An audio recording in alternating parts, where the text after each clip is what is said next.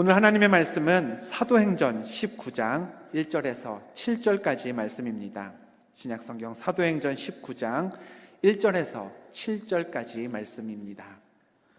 아볼로가 고린도에 있을 때 바울이 윗지방으로 다녀 에베소에 와서 어떤 제자들을 만나 이르되 너희가 믿을 때에 성령을 받았느냐? 이르되 아니라 우리는 성령의 계심도 듣지 못하였노라. 바울이 이르되 그러면 너희가 무슨 세례를 받았느냐? 대답하되 요한의 세례니라. 바울이 이르되 요한이 회개의 세례를 베풀며 백성에게 말하되 내 뒤에 오시는 이를 믿으라 하였으니 이는 곧 예수라 하거늘 그들이 듣고 주 예수의 이름으로 세례를 받으니 바울이 그들에게 안수하매 성령이 그들에게 임하심으로 방언도 하고 예언도 하니 모두 12사람쯤 되니라. 이는 살아계신 하나님의 말씀입니다. 아멘. 할렐루야. 할렐루야. 부활주일 이후 50일째 되는 오늘은 모여서 기도하던 예수님의 제자들에게 예수님이 약속하셨던 성령이 임했던 날입니다. 그래서 교회는 오늘을 성령 강림주일로 지킵니다. 성령님은 2000년 전에 마가의 다락방에 오신 것으로 사명을 다하신 게 아닙니다. 지금 우리 가슴 속에, 우리의 이 예배 중에 또 우리 교회 위에 함께 계심을 믿습니다. 우리와 가까이 계시는 성령께서 말씀 듣는 이 시간 우리의 가슴을 뜨겁게 하실 것입니다. 아멘. 그 가슴 뜨거움으로 세상에서 승리하는 하늘 백성 되시기를 축원합니다. 저는 18살에 한국에서 수능 시험을 보자마자 운전면허를 땄습니다. 대학 합격 발표가 나오기 전에 운전면허 시험에 먼저 합격했었습니다. 운전 경력만 따지면 20년이 넘습니다만 이번에 낯선 미국에 와서 다시 운전을 하는 건 또 다른 얘기였습니다. 교회에 오며 가며 쓸 수 있도록 담임 목사님의 차 키를 건네받긴 했는데요, 차를 끌고 길에 나가기 위해서는 용기가 좀 필요하더군요. 그래서 처음에 차를 끌고 테스트 삼아서 갔던 곳이 칠성가든이 있는 그쪽에 이제 상가들 모여 있는 동네였습니다. 이제 엘리펀드 파크 바로 앞에 담임 목사님 집이 있거든요. 거기서 칠성가든이면은 뭐 3분도 안 걸리는 그냥 동네 한 바퀴 도는 수준의 드라이빙이 첫 미국에서의 드라이빙이었습니다. 한번 운전을 해보니까 괜찮은 것 같아서 이제 다음날 교회까지 차를 몰고 왔습니다. 근데 교회까지 온다 한들 뭐 하이웨이 엑시트 2개 건너면 되거든요. 뭐 길지 않은 거리여서 하이웨이도 타보고 뭐 신호 있는 길 없는 길 다 다녀보니까 감이 좀 오는 것 같았습니다. 그래서 다음 날에는 루즈벨트 필드 몰도 한번 다녀왔습니다. 뭘 사러 갔던 건 아니고요, 그냥 운전 경험 삼아 가서 그냥 햄버거만 하나 포장해서 왔던 기억이 있습니다. 이처럼 새로운 일, 새로운 장소에 익숙해지기 위해서는 워밍업이라고 하죠. 예열 과정이 필요합니다.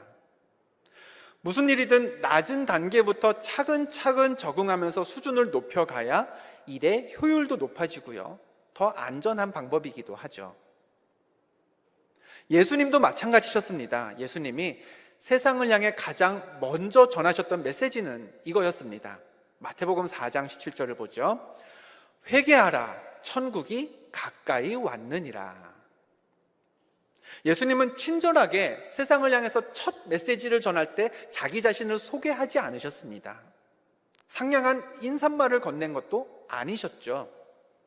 메시아를 만날 준비가 아직 덜 되어 있는 그 예수님 시대 사람들에게 회개하라, 천국이 가까이 왔다라는 외침은 굉장히 무겁고 심각한 내용이었습니다. 당연히 당시 사람들에게 받아들여지기 어려웠죠. 때문에 예수님에게도 워밍업이 필요했습니다.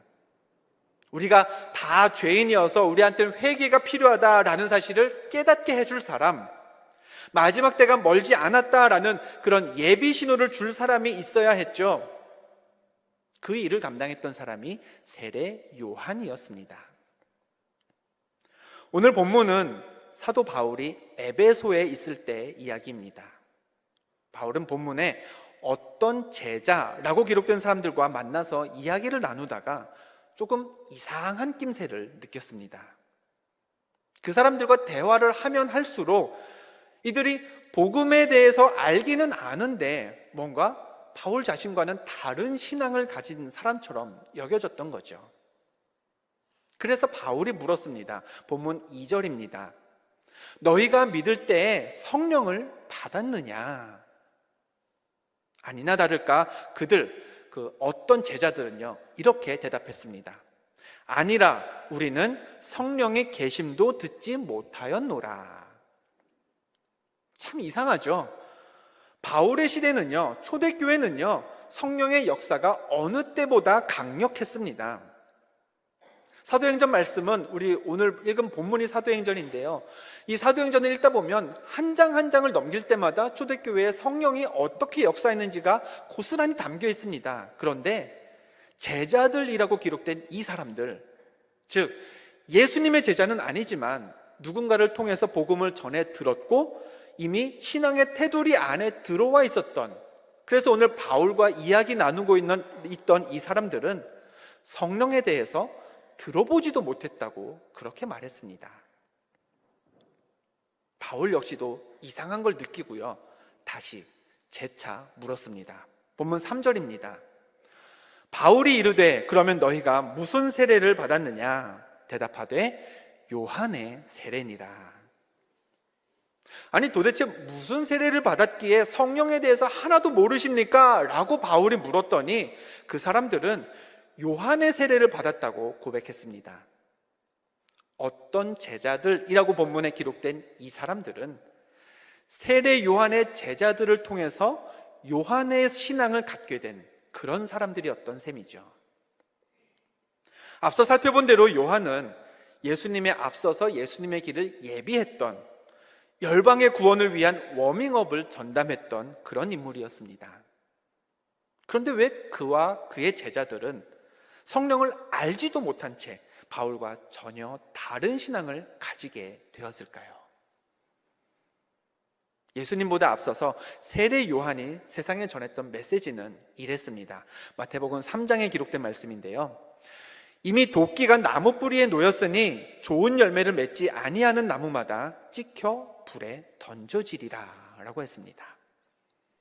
세례 요한이 전했던 핵심 내용도요, 이 핵심 내용은 하나님의 진노와 심판이 멀지 않았다라는 점이었습니다. 따라서 요한이 보기에 자기 뒤에 메시아가 이 땅에 와서 해야 될 일은 좋은 열매 맺는 나무와 좋은 열매를 맺지 못하는 나무를 구별하는 것, 즉 구원받을 자와 심판받을 자를 가르는 일이 메시아가 할 일이었습니다. 그런데 여러분, 예수님이 세상에 오셔서 그런 일을 하셨나요? 예수님은 그 공생의 사역 기간 동안에 병든 자를 고치셨고요, 귀신 들린 사람들을 자유롭게 하셨고요, 죽은 사람들을 살려주셨습니다. 가난한 사람들과 함께 하셨고요, 멸시받던 사람들을 회복시키는 일에 치중하셨습니다. 세례 요한은 종말의 때에 심판하러 오시는 분, 열매 맺지 않은 나무들을 찍어서 불에 던지기 위해 오시는 분으로 그렇게 예수님을 기대하고 그런 예수님을 기다렸는데, 이 땅에 오신 예수님은 하나님의 사랑으로 모든 사람을 구원하셨고 기꺼이 자기 자신의 십자가를 지시면서 이 땅을 회복시키려고 하셨습니다. 요한의 생각과 예수님이 이 땅에 오셔서 하셨던 일에는 그만큼 차이가 있었던 거죠. 이렇게 메시아에 대한 자신의 기대와 실제 예수님이 하셨던 사역들 사이에 차이가 생기다 보니 요한은 예수님이 진짜 메시아가 맞는지 헷갈리기 시작했습니다. 한 번은 감옥에 갇혀있던 요한이 예수님께 제자들을 보내서요 물었습니다. 마태복음 11장의 말씀입니다. 오실 그이가 당신이오니까 우리가 다른 일을 기다리오리까. 처음엔 요한이 뭐라 그랬죠? 나는 그의 신발끈을 풀기에도 부족합니다 라면서 세상에 예수님을 메시아로 소개했던, 그랬던 사람이 요한이었지만 나중에는요 예수님이 정말 구원자이신지, 아니면 진짜 메시아가 나중에 따로 또 오니까 더 기다려야 하는지 그렇게 의심했던 게 요한이었습니다. 그런데 일이 여기서부터 꼬이기 시작합니다. 예수님이 메시아라는 확신에 조금씩 금이 가던 시기에 세례 요한이요, 무엇 하나의 확신을 갖지 못하고 헤롯에 의해 목숨을 잃었습니다.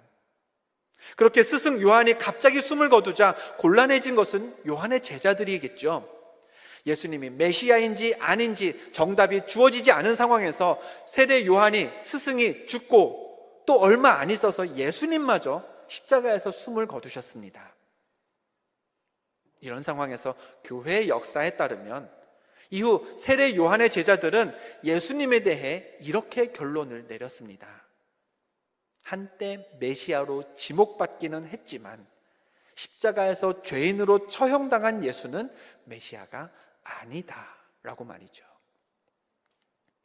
본문에서 바울이 만났던 어떤 제자들, 요한의 세례를 받은 사람들은 이런 신앙을 가진 무리들이었습니다. 예수님이 누구신지 알고는 있었습니다. 그러나 예수님을 단지 여러 가지 기적을 행했던 사람, 하나님의 말씀을 잘 세상에 전파했던 사람, 그 정도로만 이해했습니다. 때문에 물로 세례는 받았을지언정 성령을 경험하지도 못했고요, 예수님을 믿지도, 메시아로 믿지도 않았던 거죠. 이처럼 비슷해 보이지만 완전히 다른 신앙을 갖고 있던 그 에베소의 제자들, 요한의 세례를 받은 그 사람들에게 바울이 던진 질문은 이거였습니다. 우리 본문 2절의 말씀을 조금 전에 앞부분에 보았습니다만 한 번 더 화면을 보고 함께 읽어보겠습니다. 본문 2절의 말씀입니다. 같이 읽습니다. 시작. 너희가 믿을 때에 성령을 받았느냐?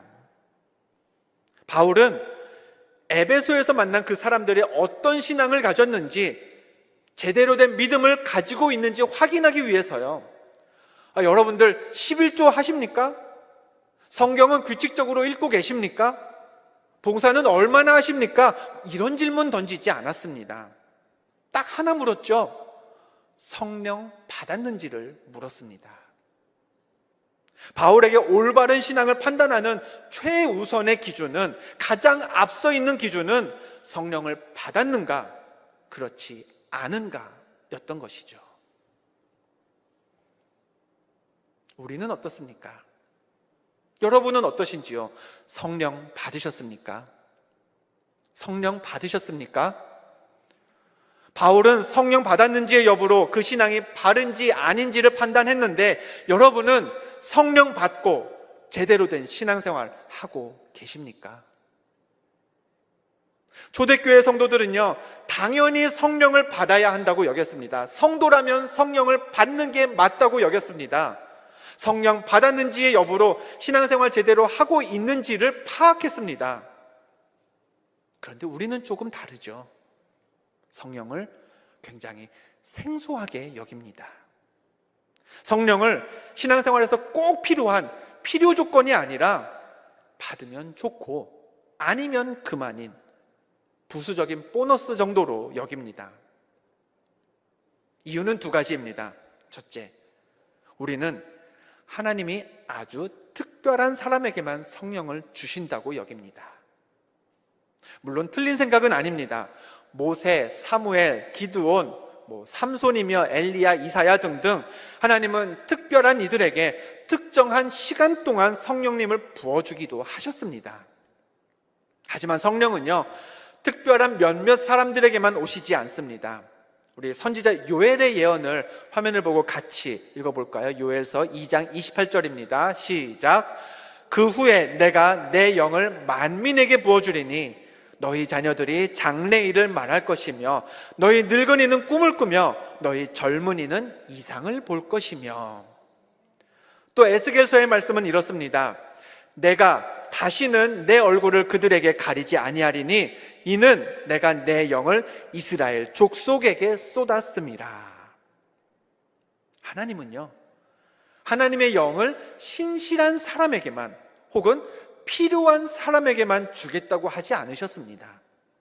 만민에게 우리 모두에게 주겠다 하셨고요. 그리고 모든 이스라엘 족속에게 쏟아주겠다고 하셨습니다. 그러므로 구하는 자에게 성령을 주시겠다고 말씀하신 하나님께서 우리가 성령을 구하면 우리에게도 하나님의 영을 부어주실 줄 믿습니다. 아멘. 성령이 생소하고 멀게 느껴지는 또 다른 이유는요, 성령의 은사 때문입니다.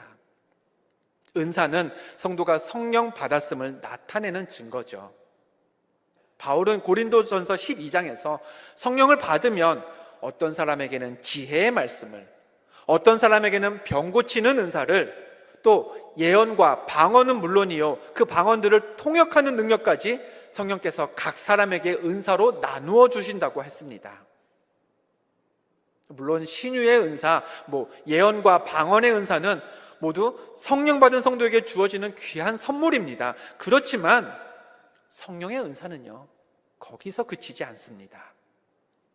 바울도요, 고린도전서 12장에서 이것들만 은사다라고 하는 대신 덧붙였습니다. 설명을 이어갔습니다. 고린도전서 12장 31절 말씀이죠. 가장 12장의 끝절 말씀입니다. 너희는 더욱 큰 은사를 사모하라. 성령의 은사를 길게 설명해 놓고 마지막에 이렇게 얘기합니다. 더 큰 은사가 있으니 너희는 더욱 큰 은사를 사모하라. 그러면서 고린도전서 말씀은 그 유명한 13장 사랑장으로 넘어갑니다.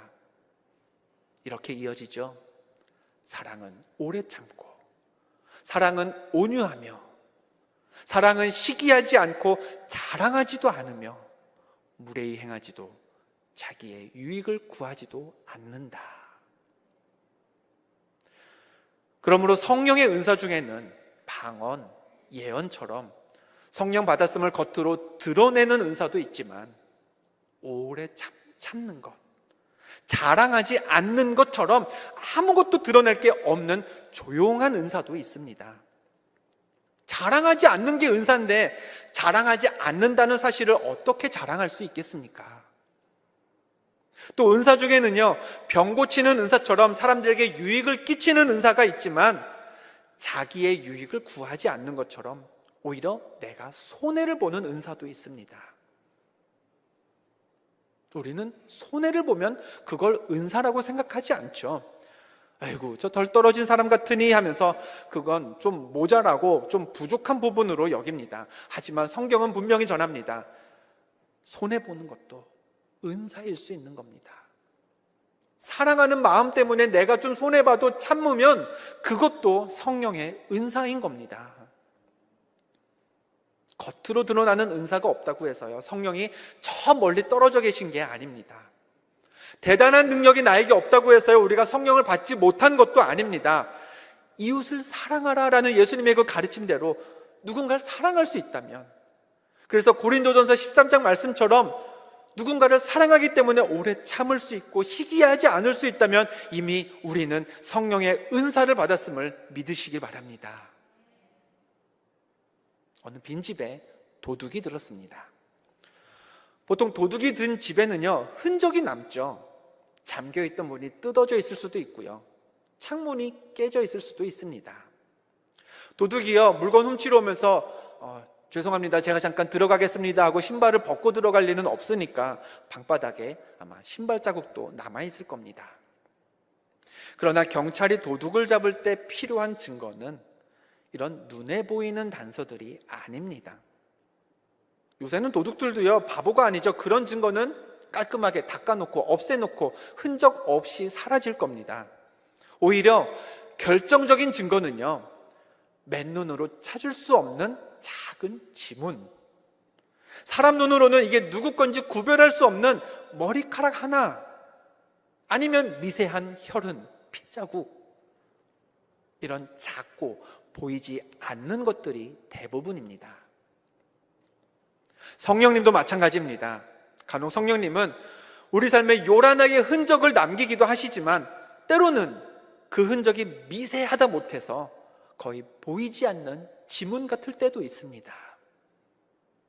얼핏 보면 아무것도 남아있지 않는 것처럼 여겨지죠. 그러나 그럴 때라도 성령님은 분명히 우리 안에 살아 계십니다. 우리를 만지시면서 우리 믿음에 결정적인 영향을 끼치는 줄 믿습니다. 예수님이 말씀하셨습니다. 요한복음 7장의 말씀을요, 우리 한 번 더 화면을 보고 같이 읽어보겠습니다. 7장 38절 시작. 나를 믿는 자는 성경의 이름과 같이 그 배에서 생수의 강이 흘러나오리라. 아멘. 예수를 그리스도로 믿으면요, 성령께서 부어주시는 생명수가 한 컵, 한 병이 아니라 강물같이 흘러넘친다고 했습니다. 오늘 우리가 읽었던 말씀, 에베소에서 바울이 만났던 그 요한의 제자들이 증거입니다. 그들은 바울을 만났을 때만 해도요, 성령이 있다는 사실을 들어보지도 못했고요, 성령에 관해서 문외한 이었습니다. 하지만 바울에게 예수 그리스도에 대해서 듣고 세례를 받자 그들이 달라졌습니다. 본문의 6절을 다시 볼까요? 바울이 그들에게 안수하매 성령이 그들에게 임하심으로 방언도 하고 예언도 하니. 아멘. 성령을 몰랐던 그들이 성령 받았습니다. 성령이 있는 줄도 몰랐던 사람들이 성령을 받자 방언과 예언의 은사가 넘쳐났습니다. 그러므로 하나님 마음에 합한 진짜 참된 신앙생활은요, 이 질문에서부터 시작되어야 합니다. 너희가 믿을 때 성령을 받았느냐? 성령을 받았느냐? 가정에서 하나님의 축복의 통로가 막혀있다 여겨지시면 먼저 성령을 구하시길 바랍니다. 성령 받아야 합니다.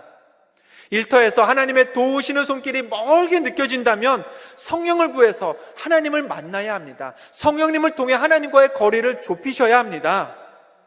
교회에서 내가 하나님 만났던 그 은혜가 그냥 오래전에 추억으로 밀려나 있다면, 이 팬데믹 때문에 나도 한때 은혜 받았었는데, 나도 한때 은사가 있었는데, 나도 한때 신나게 신앙생활 했는데 그게 그냥 1년 전, 2년 전의 얘기로 물러나 있다면, 혹은 아직도 예수 그리스도를 인격적으로 만난다는 게 뭘 뜻하는지 모르겠다면 무엇보다 먼저 성령을 구하고 성령 받으셔야 합니다.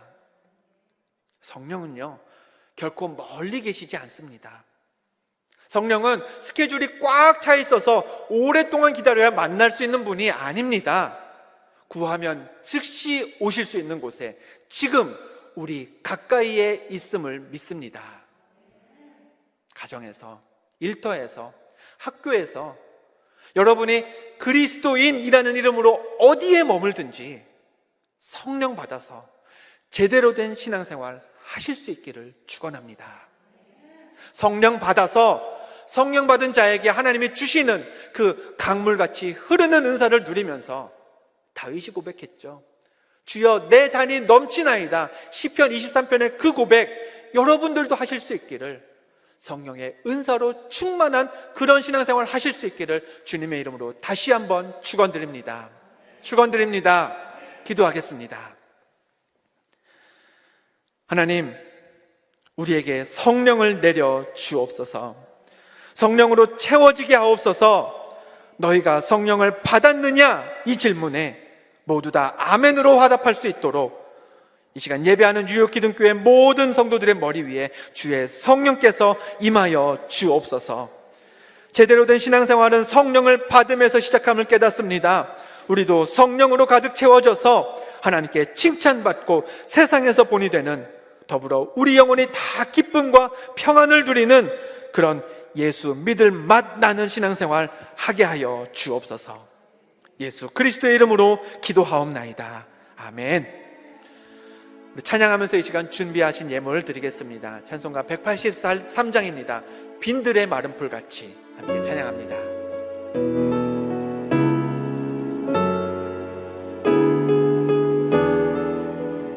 빈들의 마른 풀같이, 빈들의 마른 풀같이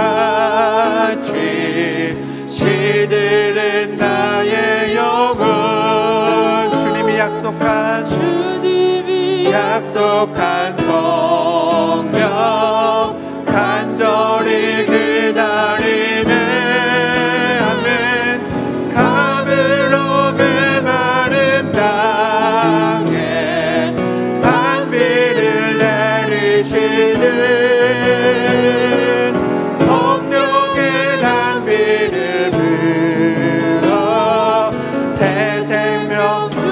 1절부터 다시 찬양합니다. 빈들의 마른 불같이, 빈들의 마른 불같이 시들은 나의 영혼. 주님이 약속한 성령, 주님이 약속한 성령 간절히 기다리네.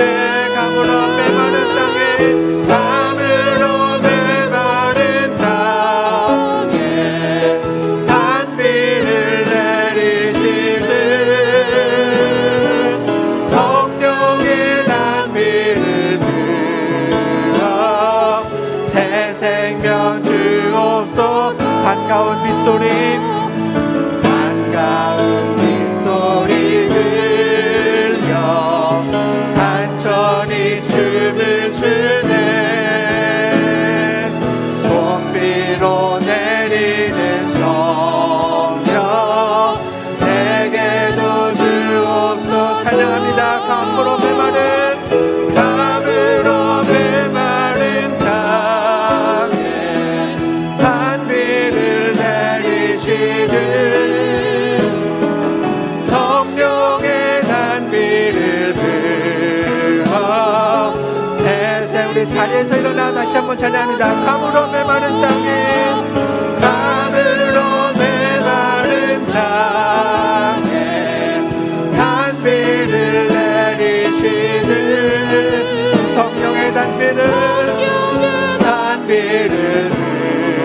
부어 새새. 한 번 더 고백하겠습니다. 감으로 메마른 땅에, 감으로 메마른 땅에 단비를 내리시는 아멘. 성령의 단비를 부어 새 생명 주. 찬양합니다. 은혜로다, 은혜로다. 아멘. 주의 은혜, 주의 은혜, 한량없는, 한량없는 주의 은혜, 은혜로다. 주의 은혜, 변함없는 신실하신 주의 은혜. 손을 높이 들고 찬양해 보겠습니다. 은혜로다, 은혜로다. 아멘. 주의 은혜, 주의 은혜, 한량없는 그 은혜를 찬양합니다.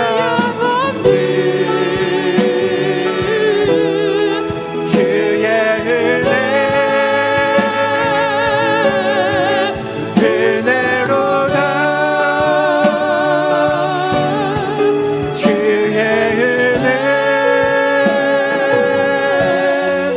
변함없는 신실하신 주의 은혜. 함께 기도하겠습니다. 너희가 믿을 때에 성령을 받았느냐? 바울의 이 질문을 우리 자신에게 던져보겠습니다. 성령 받고 은사 받는 게 신앙생활의 시작인데 나는 아직 성령 받을 자격이 없다는 생각에 성령에 무관심하지는 않으셨습니까? 세상을 바쁘게 살아가다 보니 예전에 받았던 그 성령의 은사를 다 잊어버리진 않으셨습니까? 방언과 예언이 혹 나를 이상한 사람처럼 보이게 만들까봐 성령을 두려워하고 계시지는 않으십니까? 성령께서 함께하지 않는 신앙, 그런 믿음은 요한의 세례만 알았던 무리들처럼 건강한 신앙, 건강한 믿음이 될 수 없습니다. 그러니 우리 기도하겠습니다. 하나님, 나에게도 성령으로 임하여 주옵소서. 아멘. 생수의 강이 흘러넘치도록 성령을 부어 주옵소서. 아멘. 받은 은사를 가지고 열매 맺도록 성령의 은사를 내게 허락하여 주옵소서. 아멘. 우리 이 시간 함께 통성으로 기도하겠습니다. 귀하신 아버지 하나님 감사합니다. 아버지 하나님, 우리에게 성령을 부어 주옵소서. 너희가 믿을 때에 성령을 받았느냐? 하나님, 이 질문에, 이 말씀에 우리들 다 아멘으로 화답하길 원합니다. 아버지 하나님, 성령께서 우리 가운데 충만하게 임하여 주셔서 하나님 하나님 나도 이 시간 새롭게 성령께 주시는 그 귀한 은사로 넉넉히 이기는 생활 신앙생활의 주인공 되게 하여 주옵소서. 아버지 하나님이시여 은사 받고 신앙생활하는 게 신앙생활의 기본이라고 했습니다. 그것이 출발이라고 했습니다. 아버지 하나님 내가 부족하다는 이유로 이미 하나님이 우리에게 은혜를 베푸셨는데 하나님 성령에 무관심하지는 않았는지요. 세상을 바쁘게 살아가다 보니 받았던 성령의 은사도 다 잊어버리지는 않았는지요. 아버지 혹여나 그 은사가 하나님 세상 가운데 나를 이상하게 보일까봐 두려워하고 있지는 않았는지요. 아버지 하나님 그러나 성령에 대한 이러한 우리의 오해 하나님 이러한 우리의 멀어짐 하나님 회복케 하여 줄 줄로 믿습니다. 가까워지게 하여 주옵소서. 충만케 하여 주옵소서. 다시 성령으로 우리 가운데 힘쓰여져서 하나님 이 시간 주님 하나님의 아버지 그 사랑을 회복하는 은혜를 회복하는 은사를 회복하는 귀한 시간 되게 하여 주옵소서. 하나님 나에게도 성령으로 임하여 줄 줄로 믿습니다. 그리하여 성령께서 주시는 그 은총과 축복이 생수의 강같이 내게 흘러넘치도록 아버지 하나님 나를 붙들어 주옵소서. 아버지 하나님 받은 은사 가지고 세상에서 열매 맺는 삶 살기 원합니다. 나를 위한 은사가 아니라 세상을 향해 아버지 하나님 나라를 위해 베풀 수 있는 능력 행할 수 있는 그런 성령 충만한 우리 유기독교회 성도들 모두가 되게 하여 주옵소서. 새롭게 하여 주시고 충만한 삶의 삶이 되게 하여 주옵소서.